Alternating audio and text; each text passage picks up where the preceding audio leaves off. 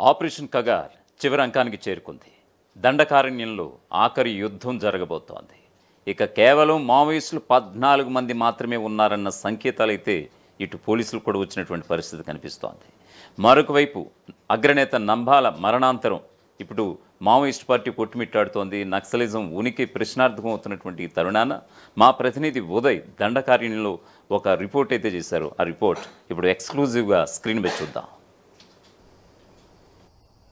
సాయుధ పంతాను అనుసరించి విప్లవోద్యమాన్ని పరుగులు పెట్టించిన సిపిఐ మావోయిస్టు పార్టీ ప్రస్తుతం తీవ్రమైనటువంటి ప్రతిఘటనను ఎదుర్కొంటోంది. ఎప్పటికప్పుడు దండకారణ్యంలో విస్తృతంగా జరుగుతున్నటువంటి ఎన్కౌంటర్లలో వందలాది మంది సహచరులను కోల్పోతోంది. దాదాపు 4.5 దశాబ్దాల సుదీర్ఘ విప్లవోద్యమ చరిత్రలో తనకంటూ ఒక ప్రస్థానాన్ని తానే రాసుకున్న సిపిఐ మావోయిస్టు పార్టీ ఉనికి ప్రస్తుతం ప్రశ్నార్థకంగా మారుతోంది. ఒకరు కాదు, ఇద్దరు కాదు, వందల సంఖ్యలో ఓవైపు సహచరులను కోల్పోతూనే మరోవైపు పార్టీ అగ్రనేతను కూడా కోల్పోయినటువంటి సిపిఐ మావోయిస్టు పార్టీ క్యాడర్ కూడా తీవ్రమైనటువంటి ఆత్మస్థైర్యాన్ని కోల్పోతూ క్రమక్రమంగా పార్టీ క్యాడర్ కూడా నిస్తేజంగా మారుతున్నటువంటి పరిస్థితి కనిపిస్తోంది. సరిగ్గా 2004 సెప్టెంబర్ 21 నాడు 2 విప్లవ సంస్థల కలయికతో ఏర్పడిందే CPI Maoist party. CPIML People's War ఒకవైపు, మరోవైపు Maoist Communist Centre of India, ఈ 2 విప్లవ సంస్థల ఆవిర్భావమే సిపిఐ మావోయిస్టు పార్టీ. దాదాపు 40 మందికి పైగా కేంద్ర కమిటీ సభ్యులు, దాదాపు 18 మందికి పైగా పోలిట్ బ్యూరో సభ్యులతో కూడినటువంటి చాలా కీలకమైనటువంటి సెంట్రల్ కమిటీ మెంబర్స్ కావచ్చు, పోలిట్ బ్యూరో మెంబర్స్ కావచ్చు, ఒక్కొక్కరిగా ప్రస్తుతం సెంట్రల్ కమిటీలో, పోలిట్ బ్యూరోలో ప్రాతినిధ్యం కూడా కోల్పోతున్నటువంటి పరిస్థితి కనిపిస్తోంది. సిపిఐ మావోయిస్టు పార్టీ ప్రధాన కార్యదర్శి నంబాల కేశవరావు మృతి తర్వాత మళ్ళీ ఆ స్థానం ఎవరికి దక్కుతుందన్న మీమాంస ఇంకా కొనసాగుతున్నటువంటి నేపథ్యంలో మరోవైపు వరుస ఎన్కౌంటర్లలో అటు పార్టీ అగ్రనేతలు ఆ పార్టీ కోల్పోవడం తీవ్రమైనటువంటి నైరాశ్యానికి ఆ పార్టీ క్యాడర్ను గురి చేస్తుందని చెప్పుకోవాలి. అయితే ప్రస్తుతం సిపిఐ మావోయిస్టు పార్టీ ప్రధాన కార్యదర్శి బాధ్యతను ఎవరు చేపడతారన్న ప్రశ్న అటుంచితే అసలు సెంట్రల్ కమిటీలో, పోలిట్ బ్యూరోలో మిగిలింది ఎంతమంది? ఒకవైపు ఆపరేషన్ కగార్ పేరిట భద్రతా బలగాలు, కేంద్ర హోంశాఖ చాలా దూకుడుగా ఆపరేషన్ కగార్ను, సైనిక చర్యను తీవ్రతరం చేసినటువంటి తరుణంలో ఇంకా సమయం కొద్ది కాలం మాత్రమే ఉంది. కేవలం 9 నెలల్లో అటు భారత్ను మావోయిస్టు రహిత దేశంగా తీర్చిదిద్దుతామని చెప్తున్నటువంటి కేంద్ర హోంశాఖ మంత్రి వ్యాఖ్యలు నిజంగా నిజమవుతాయా అనేది మనం తెలుసుకోవాలంటే పూర్తిగా అసలు ప్రస్తుతం సిపిఐ మావోయిస్టు పార్టీ కేంద్ర కమిటీ సభ్యులు ఎంతమంది ఉన్నారు, CPI Maoist party polit bureau సభ్యులు ఎంతమంది ఉన్నారు తెలుసుకోవాల్సినటువంటి అవసరం ఎంతైనా ఉంది. నిజానికి 18 మంది సభ్యులతో కూడినటువంటి CPI Maoist party polit bureau విభాగం చాలా కీలకమైనది. చాలా రాజకీయపరమైనటువంటి విధానాలను, సైద్ధాంతిక సూత్రాలను ఎప్పటికప్పుడు కింది కేడర్కు పూర్తి స్థాయిలో నెమరు వేసే ఈ విభాగం సిపిఐ మావోయిస్టు పార్టీలో అత్యున్నతమైనటువంటి విభాగంగా సిపిఐ మావోయిస్టు పార్టీ కేడర్ కూడా పేర్కొంటూ ఉంటుంది. ఇటువంటి పోలిట్ బ్యూరో సభ్యులు దాదాపు 18 మందిని 4.5 దశాబ్దాల పాటు సిపిఐ మావోయిస్టు పార్టీని ముందుండి నడిపించారు. కానీ ప్రస్తుతం సిపిఐ మావోయిస్టు పార్టీ పోలిట్ బ్యూరోల సంఖ్య కేవలం 4కు మాత్రమే పడిపోయింది. కేవలం 4 వ్యక్తులు మాత్రమే CPI Maoist party polit bureau విభాగంలో ప్రాతినిధ్యం వహిస్తున్నారు. ఒకటి సిపిఐ మావోయిస్టు పార్టీ వ్యవస్థాపకులు, మావోయిస్టు పార్టీ అగ్రనేత ముప్పాల లక్ష్మణరావు అలియాస్ గణపతి, మరొకరు మల్లోజుల అలియాస్ అభయ్ ఒకరు, మరొకరు తిప్పరి తిరుపతి అలియాస్ దేవ్జీ, మరొకరు జార్ఖండ్కు చెందినటువంటి మిషిర్ బెస్రా. ఈ 4 మాత్రమే ప్రస్తుతం సిపిఐ మావోయిస్టు పార్టీలో చాలా కీలకమైనటువంటి పోలిట్ బ్యూరో విభాగంలో ప్రతినిధులుగా ఉన్నారు. ఇందులో ఇప్పటికే ముప్పాల లక్ష్మణరావు అలియాస్ గణపతికి చాలా వయోభారం వెంటాడుతుంది. ఆయన ఆరోగ్యం కూడా పూర్తి స్థాయిలో అనుకూలంగా లేదు అనే ఒక వాదన సిపిఐ మావోయిస్టు పార్టీ క్యాడర్ ఎప్పుడు చెప్తూ ఉంటుంది. కానీ ప్రస్తుతం ఉన్నటువంటి పోలిట్ బ్యూరోలో ఉన్నటువంటి కీలకమైనటువంటి నేతలు మిగిలింది కూడా 3, అది కూడా తెలంగాణకు చెందిన మల్లోజుల వేణుగోపాల్ అలియాస్ అభయ్, తిప్పరి తిరుపతి అలియాస్ దేవ్జీ, ఇకపోతే మిగిలిన మరి ఒకరు జార్ఖండ్ చెందినటువంటి మిషిర్ బెస్రా.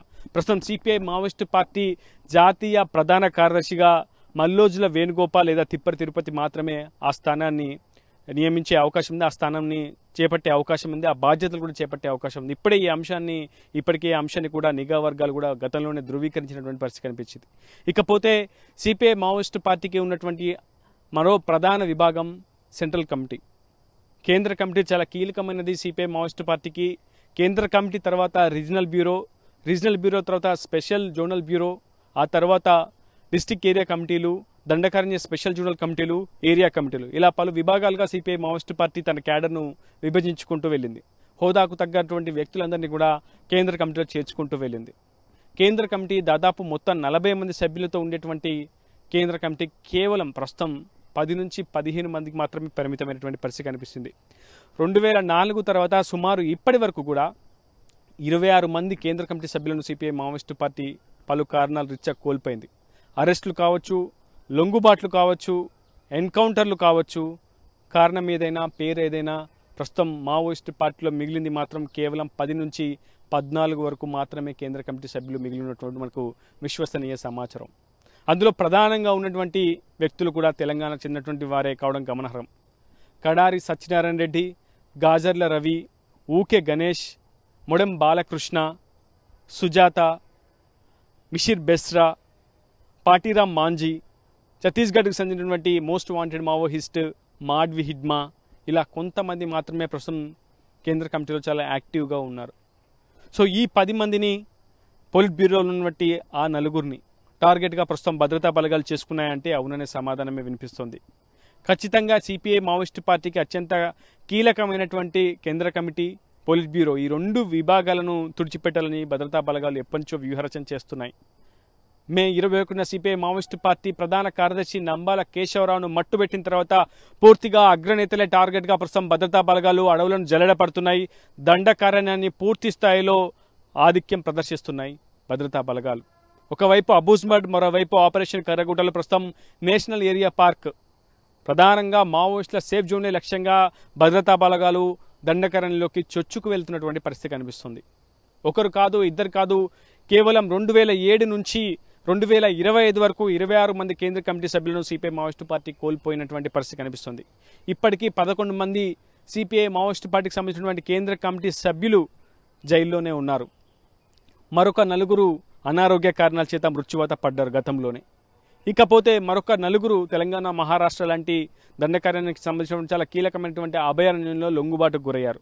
ఇకపోతే 7 కేంద్ర కమిటీ సభ్యులు ఇప్పటి వరకు ఎన్కౌంటర్లో హతమైనట్లు భద్రతా బలగాల గణాంకాలు సమాధానమిస్తున్నాయి. అయితే కేవలం ఈ ఒక్క ఏడాదే సిపిఐ మావోయిస్టు పార్టీకి చెందినటువంటి కీలక నేత, సిపిఐ మావోయిస్టు పార్టీ ప్రధాన కార్యదర్శి నంబాల కేశవరావు అలియాస్ బసవరాజును సిపిఐ మావోయిస్టు పార్టీ కోల్పోయింది.